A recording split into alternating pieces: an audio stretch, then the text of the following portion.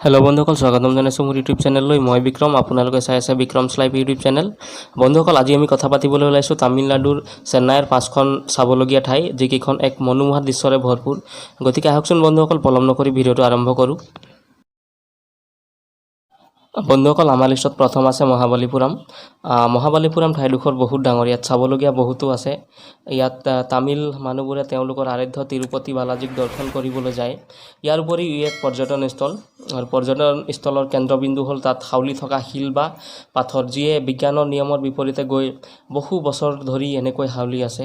জনপ্ৰবাদ মতে এই শিল বা পাথৰটোক বহুকেইটা হাতী লগাই নিজ ঠাইৰ পৰা আঁতৰাবলৈ চেষ্টা কৰিছিল, কিন্তু সফল নহ'ল। আৰু এইটোৱেই ইয়াৰ বিশেষত্ব। এনেবোৰ ঘটনাই মনত এক বিশ্বাস দিয়ে ভগৱানৰ প্ৰতি। এতিয়া আহোঁ ইয়াৰ মহাবলীপুৰম ক'ত অৱস্থিত। মহাবলীপুৰম দক্ষিণ ভাৰতৰ ৰাজ্য তামিলনাডুৰ ৰাজধানী চেন্নাইৰ পৰা প্ৰায় 55 কিলোমিটাৰ দূৰত্বত অৱস্থিত।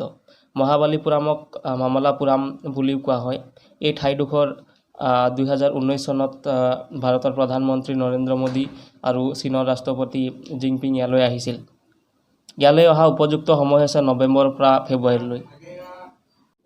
মহাবলীপুৰমত শিলেৰে নিৰ্মিত বহুতো মূৰ্তি দেখিবলৈ পোৱা যায়। ই এক মনোমোহা দৃশ্য, আৰু এইবিলাকেই হ'ল পৰ্যটকৰ আকৰ্ষণৰ কেন্দ্ৰবিন্দু। গতিকে সকলো দেশী বিদেশী পৰ্যটক এইবিলাক চাবলৈ মহাবলীপুৰমলৈ আহে। বন্ধুসকল, দ্বিতীয় নম্বৰত আছে ভাণ্ডালুৰ জু বা ভাণ্ডালুৰ চিৰিয়াখানা। ভাণ্ডালুৰ চিৰিয়াখানা ভাৰতৰ আটাইতকৈ ডাঙৰ জু বা চিৰিয়াখানা, য'ত 1500তকৈ অধিক বেছি জীৱ জন্তু আছে। ভাণ্ডালুৰ চিৰিয়াখানা তামিলনাডুৰ চেন্নাইত অৱস্থিত।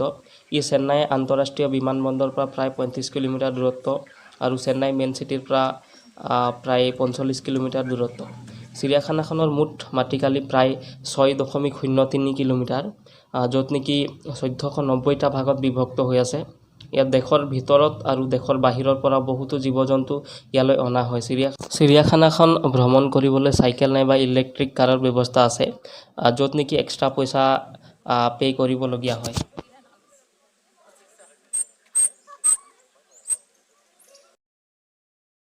বন্ধুসকল, তৃতীয় নম্বৰত আছে মেৰিনা বীচ।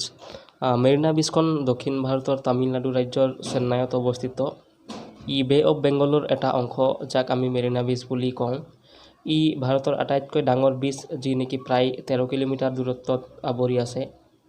ইয়াত ক'ভিড-19ৰ আগমুহূৰ্তলৈকে প্ৰায় 10,000 পৰা 15,000 মানুহৰ আগমন ঘটিছিল, আৰু বন্ধৰ দিনত অৰ্থাৎ উইকেণ্ডত প্ৰায় 50,000 ওচৰা ওচৰি পৰ্যটক বা মানুহৰ আগমন ঘটিছিল।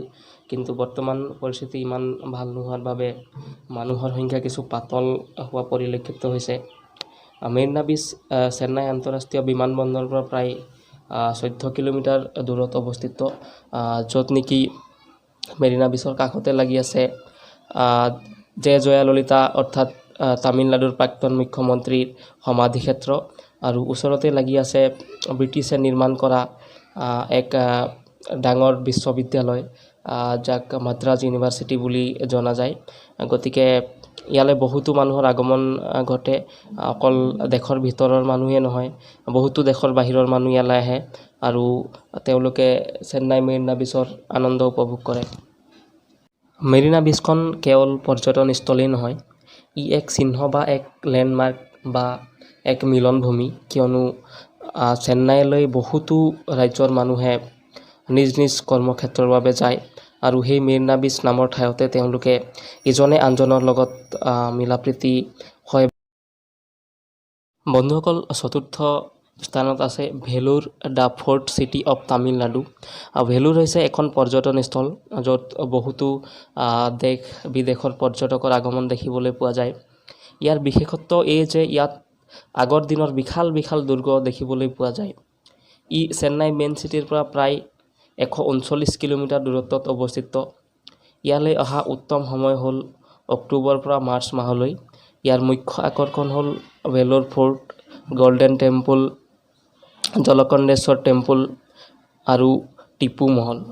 গতিকে বন্ধুসকল, ইয়াত অকল দেশৰ ভিতৰৰ মানুহেই নাহে, দেশৰ বহুতো বাহিৰৰ মানুহ ইয়ালৈ আহে, আৰু সেই বিশাল বিশাল আগৰ দিনৰ দুৰ্গবিলাক চাই তেওঁলোকে এক আনন্দ উল্লাস হ'বলৈ সক্ষম হয়। গতিকে ইয়াত বহুতো মানুহৰ আগমন প্ৰত্যেক দিনাখন দেখিবলৈ পোৱা যায়। বৰ্তমান ইয়াত মানুহ কিছু পাতল, কিয়নো বৰ্তমান পৰিস্থিতি ইমান ভাল নহয়। গতিকে পৰিস্থিতি যেতিয়ালৈকে ভাল হ'ব, আগৰ দৰে আকৌ ইয়াত মানুহৰ আগমন আমি দেখিবলৈ পাম। বন্ধুসকল, পঞ্চম স্থানত আছে চন্দ্ৰগিৰি। চন্দ্ৰগিৰি হৈছে এখন সৰু টাউন, যাৰ ওচৰত আছে তিৰুপতি, যাক ঐতিহাসিক দুৰ্গ বুলি জনা যায়। ইয়াত বিভিন্ন ধৰণৰ মন্দিৰ থকাৰ উপৰিও বিভিন্ন ধৰণৰ দুৰ্গ সাজি থোৱা আছে, যি হিন্দু ধৰ্মৰ এখন সুন্দৰ নিদৰ্শন দাঙি ধৰা হৈছে। ইয়াৰ উপৰিও ইয়াত এখন সুন্দৰ মিউজিয়াম আছে, যাৰ আকৰ্ষণৰ কেন্দ্ৰবিন্দু হৈছে বিভিন্ন ধৰণৰ মূল্যৱান পাথৰ বা শিল, যিয়ে পৰ্যটকক অলংকাৰ বেশভূষাৰ মনোভাৱ জগাই তোলে। ই চেন্নাই মেইন চিটিৰ পৰা প্ৰায় 145 কিলোমিটাৰ দূৰত্বত অৱস্থিত। ইয়ালৈ অহা উত্তম সময় হৈছে ছেপ্টেম্বৰৰ পৰা ডিচেম্বৰলৈকে। ইয়াৰ মূল আকৰ্ষণ হৈছে ৰাণী মহল। গতিকে ই এক সুন্দৰ মনোমোহা ঠাই। ইয়ালৈ আহিলে দেহ মন সতেজ হৈ যায় আৰু এক ভাতৃত্ববোধৰ সৃষ্টি হয়, য'ত বিভিন্ন পৰ্যটকে ইয়ালৈ আহে আৰু আনন্দ উপভোগ কৰে।